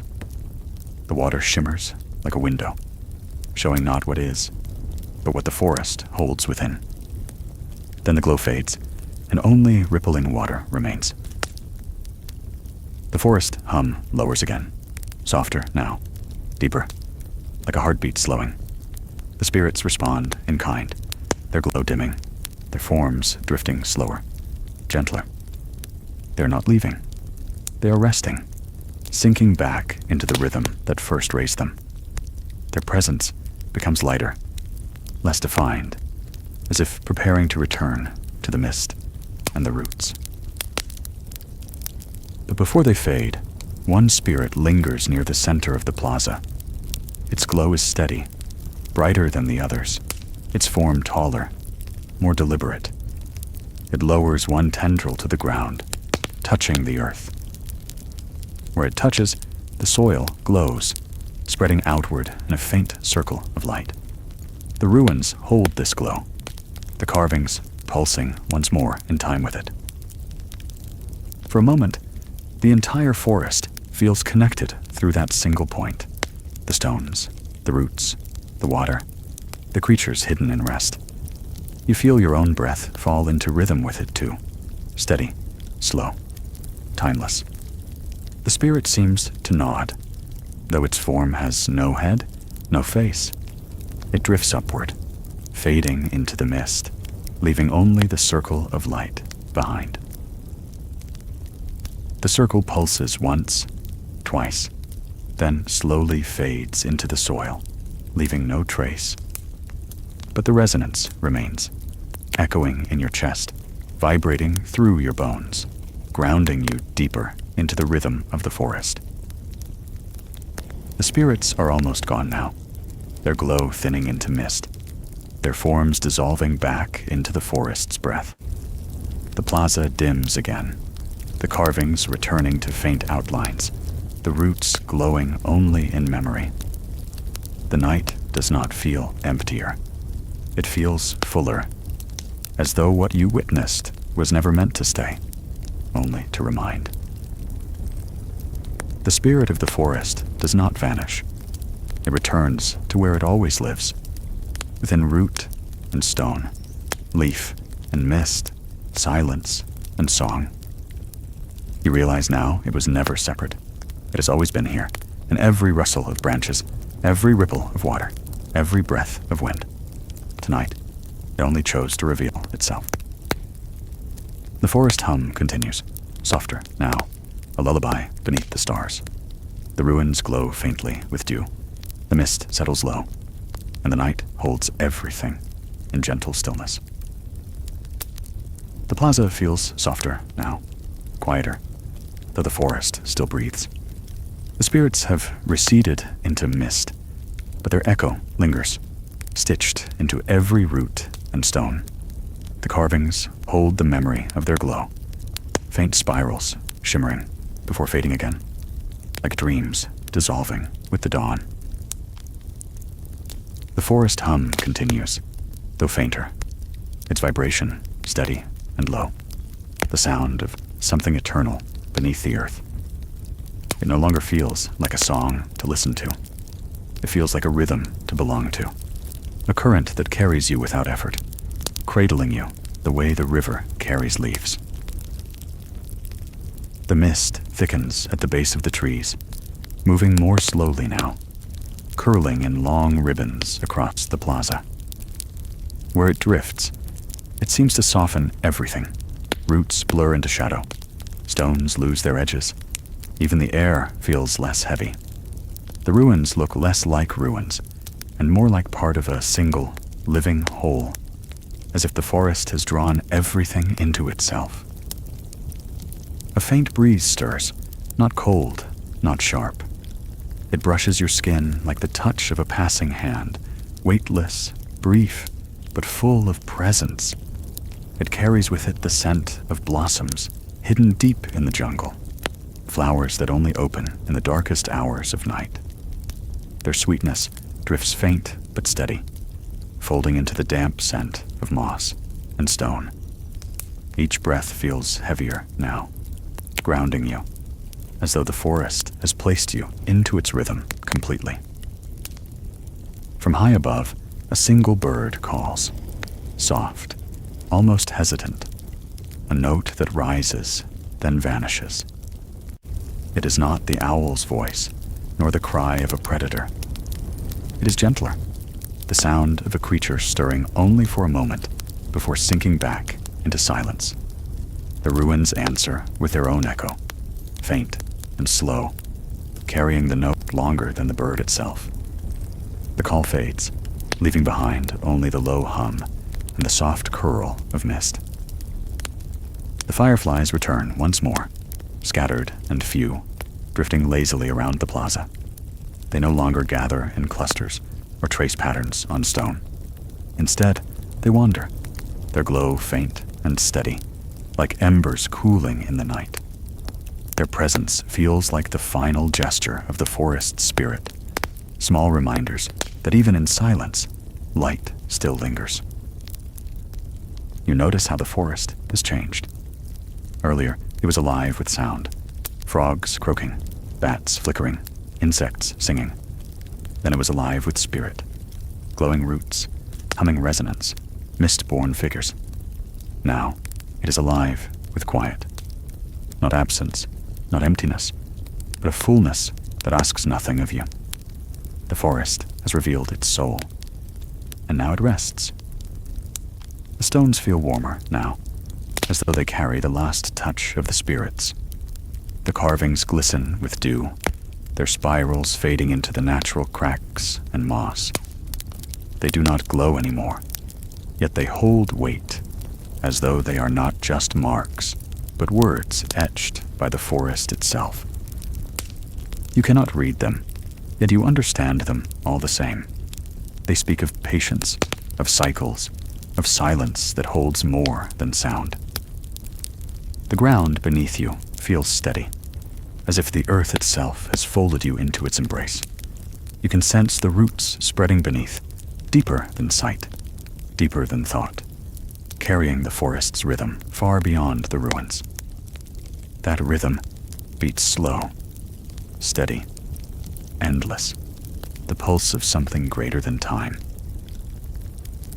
The mist continues to drift, curling around the trees and stones. It rises in thin threads, winding upward into the canopy until it disappears among the branches. For a moment, it looks as if the forest is exhaling, sending its breath into the sky. The stars shimmer faintly through the haze, their silver light softened into a glow that feels distant, dreamlike. The night is no longer divided between creatures, stones, or spirits. Everything has blended into one rhythm, one breath. The ruins are not separate from the forest. The forest is not separate from the sky. The spirits are not separate from the mist. And you are not separate from any of it. The spirit of the forest has revealed itself, and though its forms have faded, its presence remains everywhere. In the glow of fireflies, in the hum beneath the earth, in the scent of flowers carried on the breeze, in the silence that rests between sounds. You sit in this rhythm, breathing with it, carried by it. The ruins cradle you, the forest surrounds you, the mist veils you, and the night holds you in its endless arms. Nothing demands of you. Nothing asks. Everything simply is. And you are part of it. The spirit does not end. It does not vanish. It continues always, even when unseen. And as the forest grows quieter, you realize that you too are drifting into its dream. Deeper, slower, softer. The night holds steady. The ruins rest. The forest breathes. And the spirit remains. The forest has grown still. Not the stillness of an empty place, but the stillness of something ancient, settling deeper into rest. The creatures that once called out, owls, frogs, the unseen rustling of wings, have quieted, as though the night has gently closed its hand around them. What remains is the vast hush of the mystic ruins themselves, a hush so complete it feels like time has been drawn into silence. You sit among the stones, wrapped in mist, and realize that the forest is no longer showing you visions, no longer unveiling mysteries. It is simply being. The spirits have withdrawn into their roots, the fireflies have vanished into the canopy, and the carvings now lie in shadow, softened by moss. What lingers is the rhythm of breath, the earth's, the sky's, and your own, blending into one. The waterfall still speaks in the distance, but even its voice has softened. No longer a roar, no longer a song, but a murmur. The sound carries less weight now, as if the falls themselves have drifted into slumber, letting the endless river pour in half-dreams. The air is cool and damp, yet heavy with calm, pressing you gently toward stillness. The ruins lie beneath you like a cradle, their broken walls and scattered stones, shaped by ages of weather and spirit, hold a weight of permanence. They are not fragile, not broken, but eternal. Even as plants grow across them, even as vines stretch and moss softens their lines, the ruins do not fade. They endure, resting in quiet patience, as though they understand the rhythm of time far better than anything alive. The stars above are faint now, hazed by drifting mist. Their silver points seem farther away than before, as if the sky itself has grown tired. The moon rests low, its glow diluted by the forest's breath, its light bending around leaves and branches. Shadows melt together, until the forest is no longer filled with shapes, but only with depth, a soft, endless depth of darkness that asks nothing of you. It is in this depth that the eternal sleep begins. The ruins, the stones, the trees, the water, all folding inward, all returning to silence. You can feel it in the ground, a pulse that once carried sound and movement, now slowing, softening, dimming, until it becomes almost nothing. Almost, but not gone. The ruins never vanish. They simply rest. You imagine the lives that once moved through this place, voices that laughed and whispered, footsteps across the stone, fires glowing in the night. You imagine the songs that once echoed here, the prayers carved into walls, the hands that traced spirals into stone. All of it still lingers, but not in noise or movement. It lingers the way a dream lingers after waking, faint, weightless, soft around the edges. The ruins have kept it safe, not to display, not to tell, but to cradle and sleep. The deeper you breathe, the more you feel yourself slipping into that same cradle. The forest has opened its arms across the night, and the ruins hold you in their silence. The air is cool, damp with mist, scented with stone and soil. Every breath feels slower, heavier, softer, until each exhale feels as though it has been swallowed by the night. Around you, the mist drifts lower, hugging the stones like a blanket.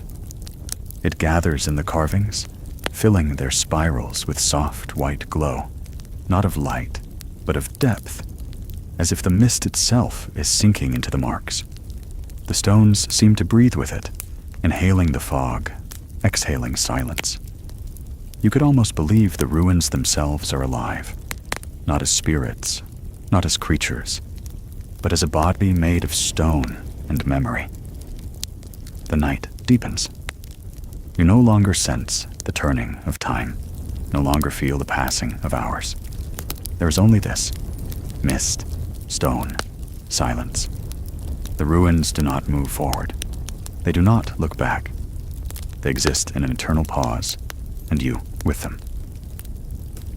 Somewhere in the canopy, a faint drop of water falls, striking a leaf with a sound so small it should vanish instantly.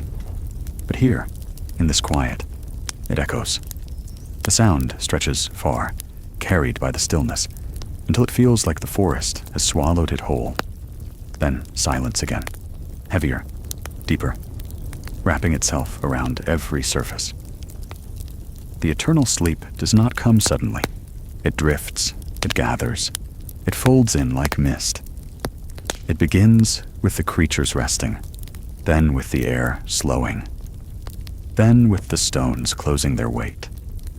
It is not an end. It is not loss. It is rest, endless, patient, undisturbed. The ruins know it well.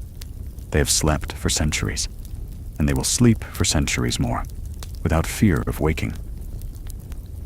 Your thoughts grow slower here. They do not wander. They do not pull you forward or backward. They rest, the way the ruins rest, dissolving into silence. The stones beneath you feel steady, grounding, a weight that carries no burden, only stillness. It is as though the ruins have offered you their own rhythm of rest, and you have accepted it. Above, the moon dips lower, nearly swallowed by mist. Its silver glow is faint, scattered into fragments across the plaza. What little light remains seems to pulse faintly on the stones, beating in time with the slow rhythm beneath the earth. Each pulse grows softer, each glow weaker, until even the moon feels as though it has been lulled into sleep. And now, there is nothing left but silence. The silence of a forest that has spoken, sung, and revealed. The silence of ruins that have endured, dreamed, and now rest. The silence of the night, eternal, endless, whole. And in that silence, you drift deeper, carried not by words, not by sound, but by the weightless cradle of the mystic ruins, wrapped in their eternal sleep. The forest does not stir. The canopy above hangs heavy, its leaves unmoving, as if the entire jungle has drawn in a single deep breath and chosen never to release it. Even the air feels slower here, thicker, more deliberate, wrapping you in a veil that shields you from everything beyond this place. The world outside no longer exists. There's only the mystic ruins, sleeping. The stones beneath you press gently against your body. They're cool, but not unfriendly, more like the touch of an old hand, steady and familiar. Every ridge, every crack, every patch of moss feels alive with memory, though the stones themselves speak only in silence.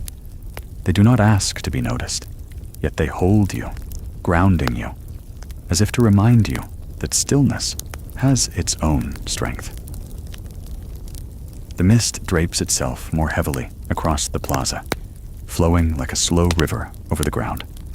It gathers in shallow pools, swirls around the base of carved pillars, and rises in soft ribbons toward the trees.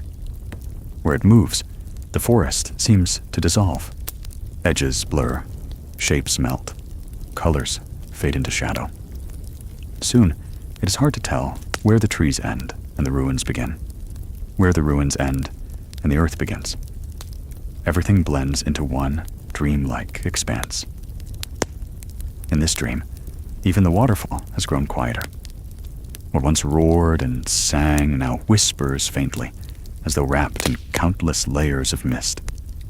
The echo of water seems far away, almost imagined, yet still steady, still eternal.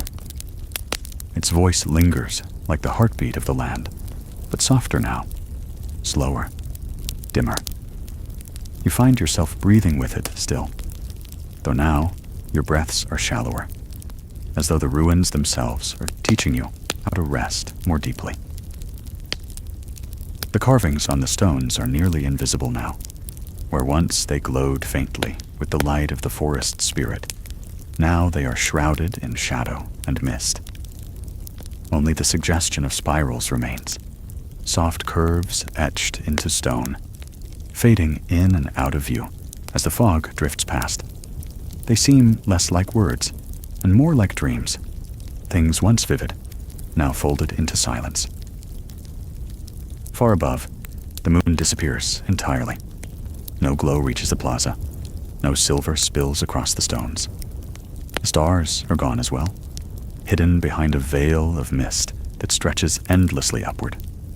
It is as though the sky itself has fallen asleep, closing its eyes, leaving only the quiet of the earth below. In this darkness, time feels even slower. Each moment lingers, heavy and drawn out, then dissolves seamlessly into the next. You cannot tell if minutes or hours have passed. Perhaps none have. Perhaps all of them have. The ruins do not measure time. They exist beyond it, in a sleep that has lasted longer than any season, longer than memory itself. You imagine the forest's roots winding deep into the ground beneath you. Thick roots, thin roots, countless strands weaving together, threading through stone and soil, carrying the slow breath of the earth itself. The ruins rest upon these roots like a blanket, and you rest upon the ruins, part of their endless cycle. You are no longer outside the forest, no longer a visitor. You have become part of its dream. Every sound is distant now, softened into the same rhythm. A drop of water, a faint shift of leaves, the low murmur of the waterfall. Each enters the silence, then melts into it, leaving behind only the sensation of depth, of weight, of rest. The silence is not empty. It is full of everything the ruins have ever held. It's so calm, it feels infinite. Your thoughts drift slower, like leaves caught in a still pool. They no longer rush, no longer press forward. They simply appear, float for a moment, then fade into the quiet. The ruins do not need you to think. They need only for you to rest, to surrender, to let the eternal sleep fold around you, as it has folded around everything here. The mist thickens still, until the edges of the plaza vanish completely. There are no boundaries anymore, no lines between stones, no horizon, no walls of trees. Only the soft glow of fog, the steady pulse of silence, and the cool weight of stone beneath you. The ruins are no longer a place. They are a state of being, timeless, formless, eternal. You sink deeper into that state, deeper into the breath of the ruins, until you feel as though you, too, are becoming stone. Not rigid, not cold, but steady, unmoving, infinite. The forest breathes through you. The mist curls around you. The ruins cradle you in their endless rest. This is the eternal sleep. Not an ending, not a loss, but a return. A return to silence, to stillness, to the rhythm that holds all things. And as the ruins drift deeper, you drift with them. The ruins are still. The forest is still. The night itself has become a single breath, long and unbroken, stretching across the silence. Mist curls across the stones like a blanket, folding everything into its quiet embrace. The carvings fade completely, hidden now beneath the soft white veil. No glow remains, no shimmer of spirit, no trace of sound beyond the gentle pulse of the earth beneath you. It is the kind of silence that is not empty, but full of patience, full of time, full of rest. You breathe in, the mist enters your lungs, cool, damp, grounding. You breathe out. The ruins take your breath and fold it into their silence. Again you breathe in. The air is slower now, heavier, yet lighter all at once. Again you breathe out. The stones receive it, steady, eternal, unchanging. With each breath, you become less separate from this place. The stones cradle you. The forest surrounds you. The silence holds you. You are not an intruder in the mystic ruins anymore. You are part of them. You are part of their dream. Far away, the waterfall hums, but even its voice is thin now, so faint, it feels like memory. It drifts in and out, dissolving into mist, until you cannot tell if you are hearing water or the sound of your own blood in your ears. Perhaps they are the same. Perhaps everything has joined into the same rhythm. Water, stone, air, breath, moving together in the slow dance of rest. The canopy above is lost to shadow. The moon is gone. The stars are gone. Even the sky itself seems gone, folded into the deep weight of the mist. There is no above, no below. There is only this. Time no longer matters. Time does not pass. Time rests. The ruins have known this silence for centuries, and they will know it for centuries more. The trees will grow and fall. The river will carve and reshape. Creatures will come and go. But the silence will remain. The ruins will sleep, eternal, endless, untouched. And now, you share in that sleep. The earth hums faintly, a deep vibration that barely touches your skin, yet resonates through your bones. It is not loud. It is not strong. It is steady, patient, infinite. The heartbeat of the world itself. The heartbeat of something that does not need to wake. You close your eyes. The darkness inside your mind is no different from the darkness of the ruins. Both are vast. Both are endless. Both are soft. Mist swirls behind your eyelids. Spirals of stone linger in memory. The glow of spirits flickers once more, but only as an afterimage, a gentle dream. They are not here anymore. They have returned to the roots, to the soil, to the silence. And you follow them there, drifting deeper, slower, softer. The silence folds over you like a tide. It is not heavy. It is not sharp. It is gentle. It is patient.